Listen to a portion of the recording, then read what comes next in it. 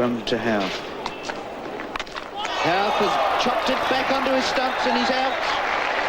Trying to back cut Akram, gets the bottom edge and chops it onto his off stump. Howe is out for 23.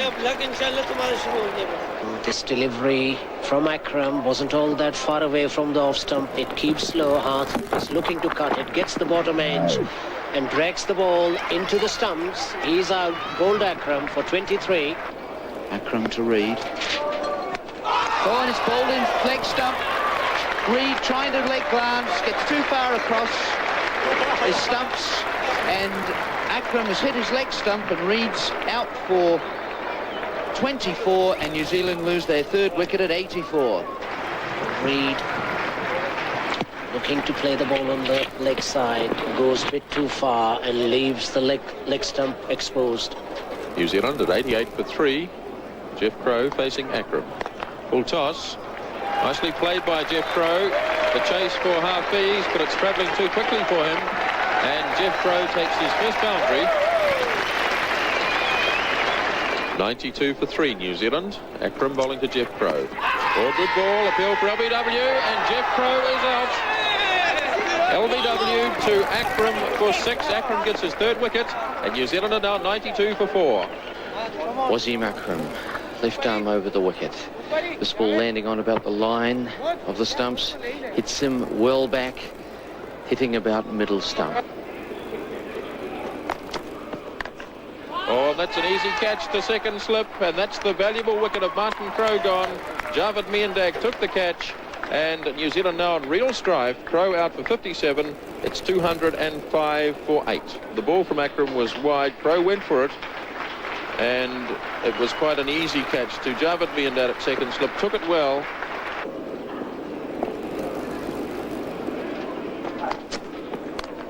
That's out. That's a marvellous catch by Anil Delpat, the wicketkeeper. And Akram's got 5 wickets. Real Rodney Marsh stuff from Anil Delpat. And we mentioned earlier on today that Delpat had had 1 or 2 problems conceding byes, but he certainly made up for it with that catch. Lance Cairns out for 6, and New Zealand 216 for 9. Let's have a look at it. Very wide delivery, and Lance Cairns chasing it. Look how far Delpat went.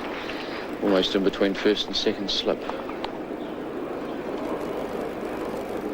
It's not bad going for an 18-year-old in his second test, is it, John? 5 for 54. No, certainly. And Chatfield's got another run. Running it off the face. Down past second slip. And Chatfield goes to 2.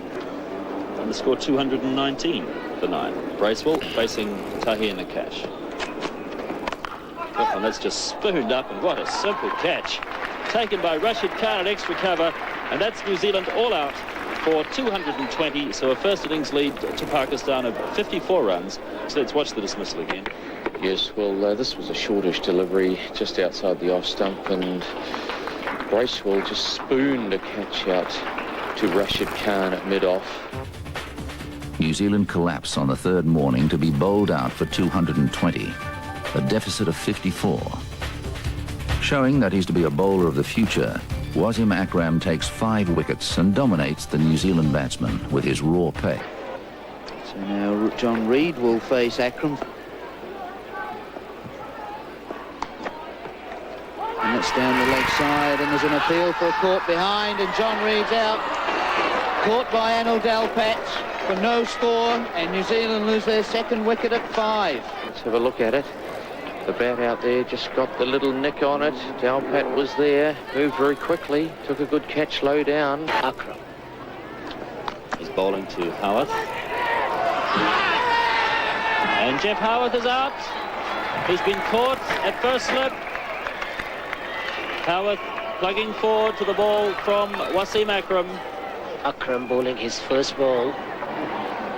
After T goes forward, gets the outside edge, but a good catch taken by Mohsin Khan in first slip. New Zealand's in all sorts of trouble now. Very confident appeal, and Jeff Crow is out. LBW first ball. So the New Zealand demise continues. 23 for the loss of 4 wickets.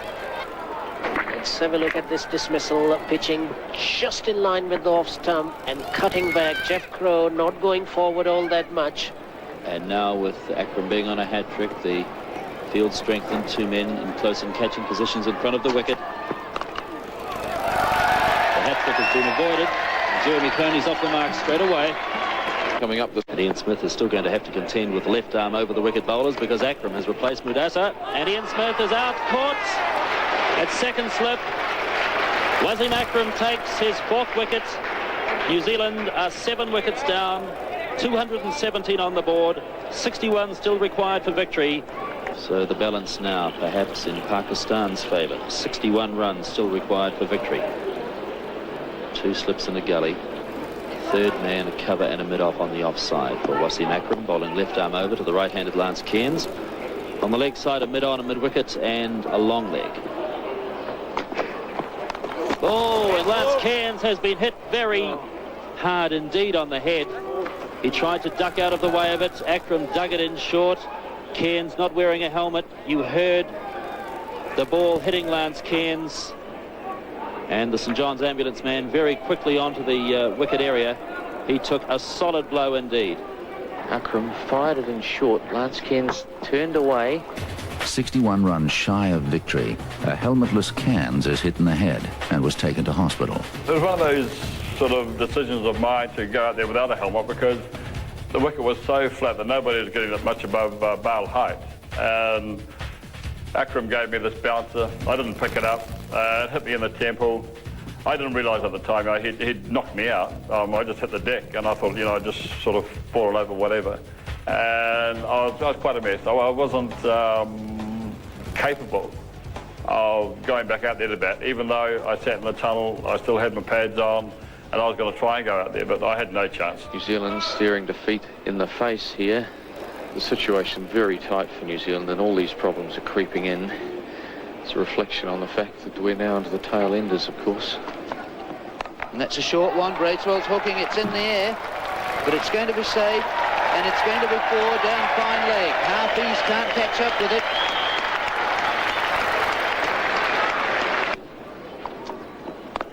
And he's hooking again, and he's hooked it in the air, hasn't got hold of it, and Nakosh takes the catch at mid-on. Wasim Akram, shortish ball at Bracewell, looking to hook, never got hold of it, and he was caught out. So New Zealand 227 for 8. the last boundary in this New Zealand innings was hit 15 overs ago. Akram to Chatfield. Oh, and that's hit the helmet. The tension increases as the game and series are in the balance. And it's taken off.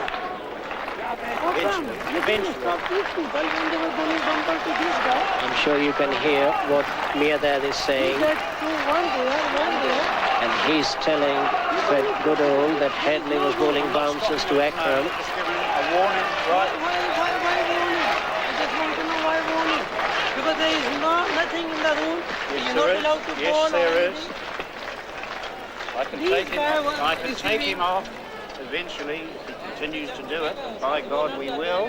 Okay, then we'll go off, right? Then it's up to you. What you want to do, then you will see my decision. No, that has not been treated too well by the crowd at Carrisbrook, but Chatfield somehow survives, and there's some stern words again. That's a warning. That's an official warning.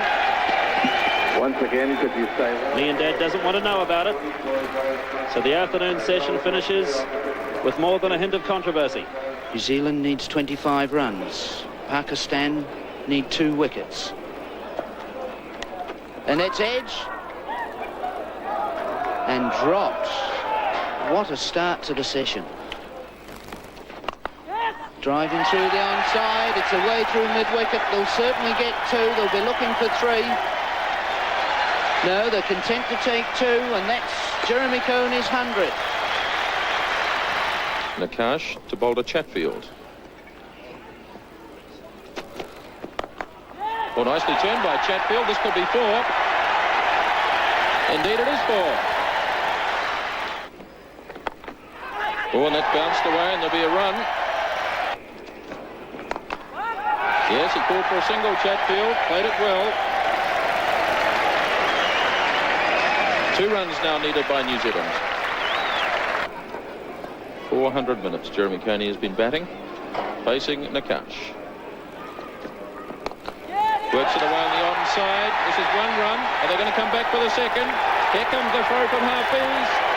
They're home, and New Zealand have won the Test match. Lance Cairns came out to bat about 60 runs to win, and 2 wickets. There were only 2 wickets left, and he got absolutely nailed by a wonderful bouncer by Wasim Akram.